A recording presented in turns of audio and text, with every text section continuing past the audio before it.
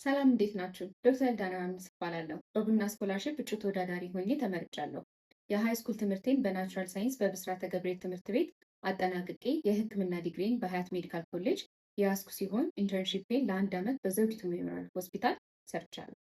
ማስተርሴን በፐብሊክ ሄልስ ስዊድን ውስጥ ለመማር ካነሳሱኝ ነገሮች መካከል ጠቅላላ ሐኪም ሆኜ በማገለግልበት ጊዜ ያስተዋልኳቸው ነገሮች ናቸው።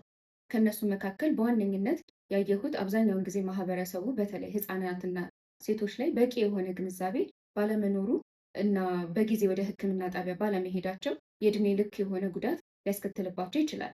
ይህም በፕሪቨንቲቭ ወይም አስቀድሞ በመጠንቀቅ መከላከል ይቻላል። ህብረተሰቡን ያዋቀረ ፖሊሲዎች ላይ በመስራት በቂ የሆነ ግንዛቤ በማስጨበጥ ለውጥ ማምጣት ይቻላል።